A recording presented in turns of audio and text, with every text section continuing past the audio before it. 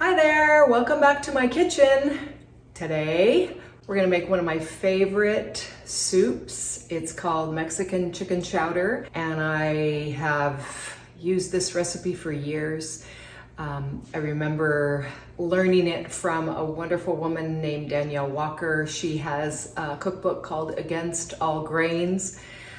Amazing chef, and she has recipes that are very, very adaptable and super delicious for the sensitive body. Grain-free, gluten-free, dairy-free. Not that that is important in this dish, but I love using Danielle's cookbooks because if you are sensitive and you do respond inflammatory to lots of different foods, then she's your girl, because honestly, she's got a wonderful, wonderful array of cookbooks now. This is her recipe. I adapt it because, you know what, I can't follow a recipe. I just kind of enjoy cooking so much. It's more of a creative outlet for me. And so let's get started. So I'm using organic chicken breasts. The recipe calls for thighs. I had chicken breasts. I probably got about 2.5 pounds, I'm gonna say. And I always double up on the protein if I can, so that we get that protein in. We're gonna begin by cooking the chicken in a Dutch oven. You're gonna need a little bit of oil. You can use avocado oil. I'm gonna use some bacon grease.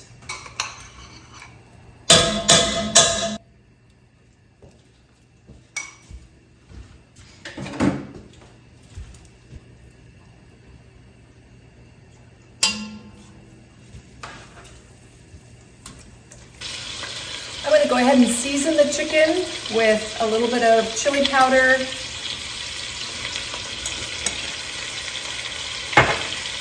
cumin, onion powder, maybe a little garlic powder.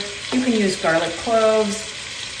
I think I'm going to put a little onion in here, and salt and pepper. The idea is to brown the chicken just a little bit and kind of get it going, if you will. It's gonna cook in the soup, so you decide. You can cook this in a crock pot. You can throw everything in, let it cook all day. You can do it in your Instapot or just on the stove like I'm doing today. After we get the chicken going, it's browning quite nicely. Maybe 5 minutes or so. I've kind of turned it over, and then I'm gonna add the vegetables and the stock, and we're gonna let it cook down for about an hour. Super simple. Today I'm using about 4 or 5 carrots and about a half of a onion, a white onion. Just gonna add that in. We're also gonna be using some tomatillo salsa. This is Trader Joe's, great flavor. And what is that, 12 ounces of a tomatillo salsa. This recipe also calls for sweet potatoes, but I don't think I'm gonna use them today. I'm gonna get plenty of carbohydrates in other things, and I think the carrots will be just fine. Then I'm going to take my organic chicken stock.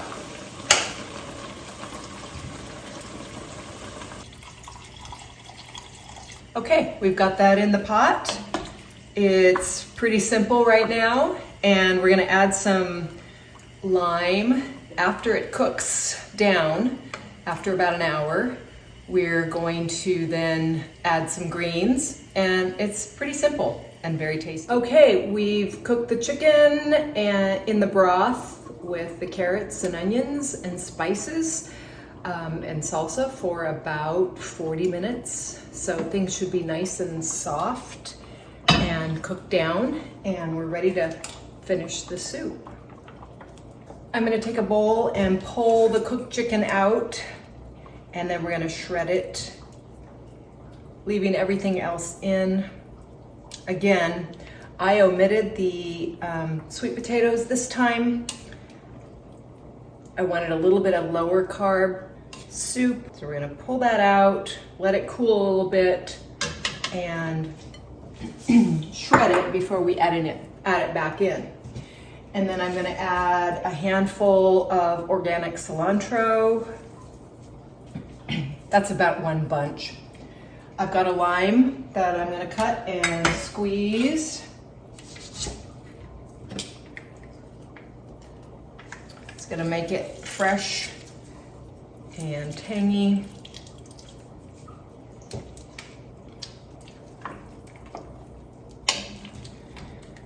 We want to make sure we get all the chicken out because we're going to be blending the vegetables. That makes it a chowder, it thickens it up. Next up is frozen spinach. So this is super simple. Just gonna do about a half of the frozen bag. That's about 5 ounces or so. You could add fresh spinach.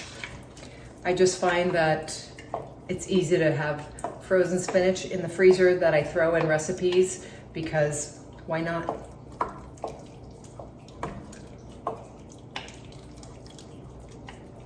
Then next, I'm gonna use my immersion blender. If you don't have an immersion blender, you can take it over to your regular blender or skip it.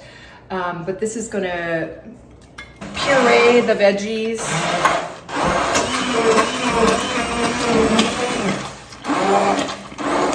Thicken the soup. Be careful not to splash yourself. This is hot. We're gonna take a couple forks and we're going to shred the chicken before we add it right back in. And this will naturally break up all on its own. Again, this is white meat chicken. You know, you could actually bake a whole chicken and debone it and use the broth. That's a great way to really get some more nutrients in. All those minerals in the bones, all the collagen, glycine. But if you're in a quick hurry, maybe don't love to cook, then using pre-cut chicken is fine. Pretty simple. Goes right back in.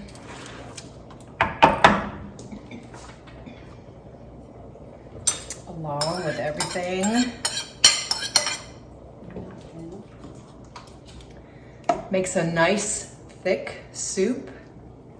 Check the seasonings. You might need a little extra salt, pepper, whatever you like.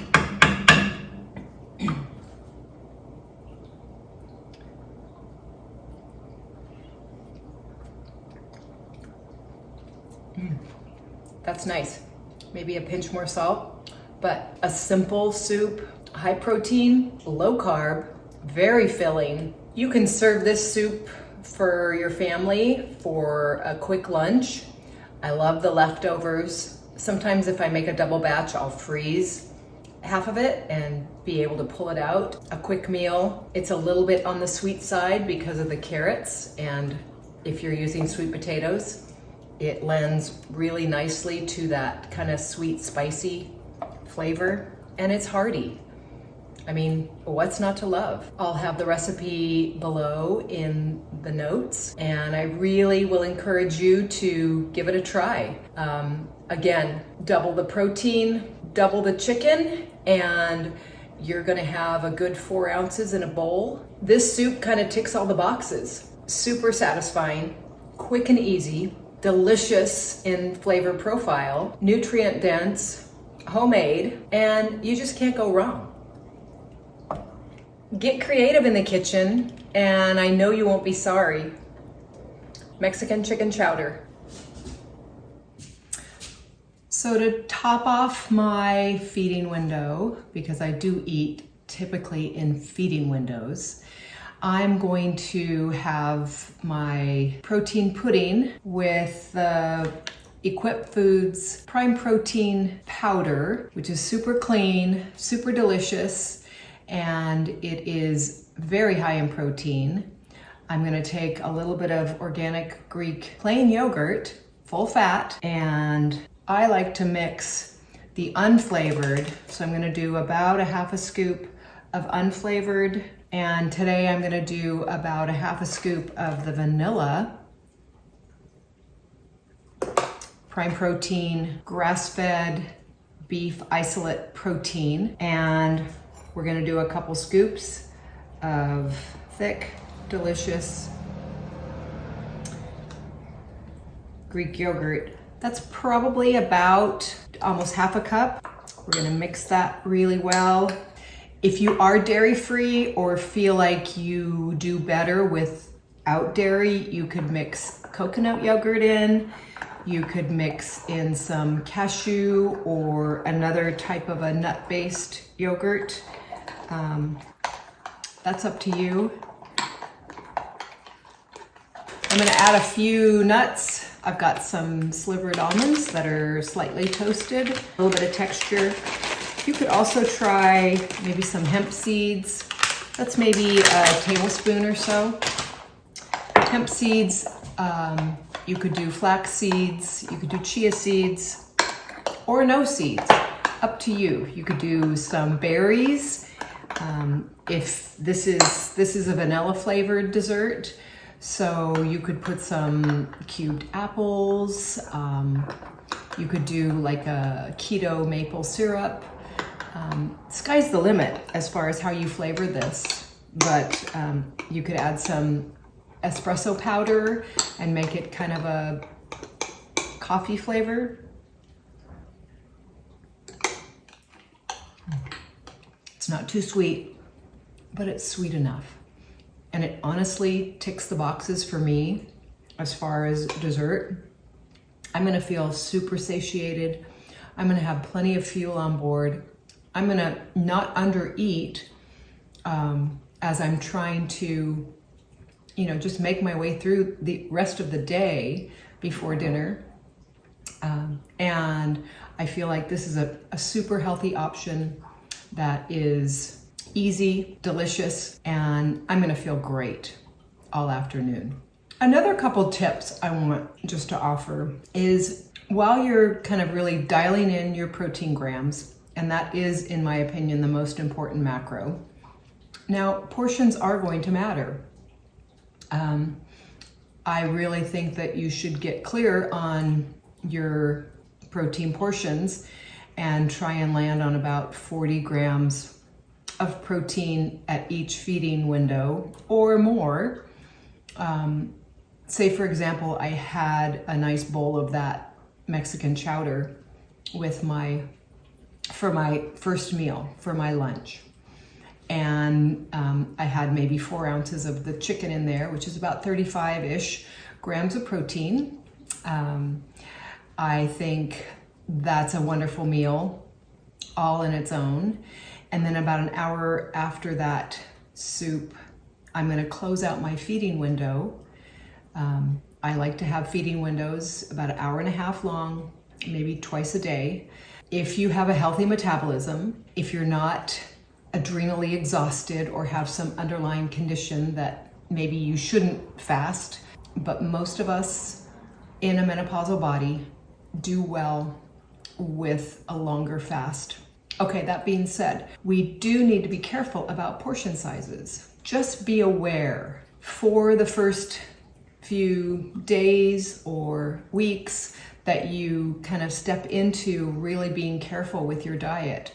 You might want to get pretty nitpicky about your serving sizes so that you can see how your body feels eating to your macronutrient recipe. Be diligent. If you're pouring heavy cream in your coffee, are you pouring a tablespoon or are you pouring a quarter cup? Because those are little things that are gonna really make a difference when you are dialing in your macronutrient needs. If you're having 2 cups of coffee a day and you're adding a 1/4 cup of heavy cream to lighten your coffee, you're adding a lot of fat. You might not realize that. Take a few minutes to do the math. Appreciate that. Sometimes you're going to undereat, sometimes you're going to overeat.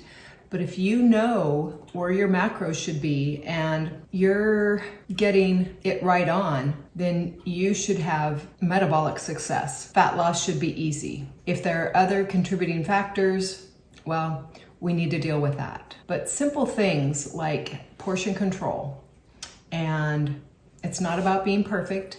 It's about understanding what your target is and shooting for that target. Finding ways to meet the mark so that you have the fuel on board and your body isn't starving or it's not storing. Snacking is disastrous for metabolic health. If you're hungry, that means you need to feed your body. If you're hungry, then you need to dial in your macros. If you're craving, then increasing your protein and your fats is really going to help.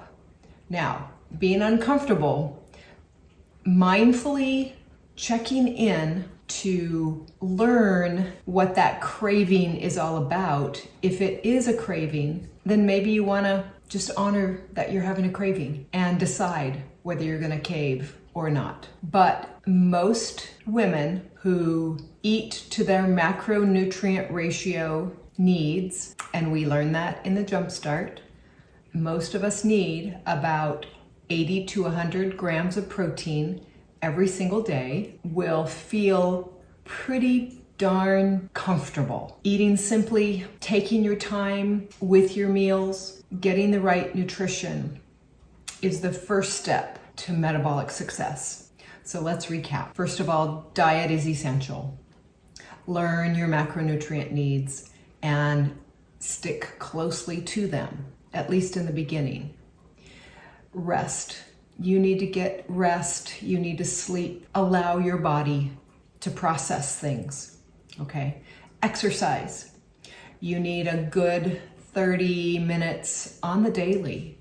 I feel strongly that just the simple fact of being out of breath is going to oxygenate your body. Your blood is going to be cleaner. Detox is going to be easier. So doing those weight-bearing exercises, maybe it's a quick hit training, 20 minutes, and a couple other days a week, you're going to do a 30-minute moderate strength workout.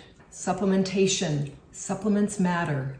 Our food isn't as nutrient dense as it once was. We need minerals, we need vitamins, we need healthy fats like fish oil, and avoid the seed oils, inflammatory seed oils, fried foods, soybean oil, cottonseed oil, canola oil, processed foods. So it's diet, rest, exercise, supplementation, and stress reduction. Take some time for yourself.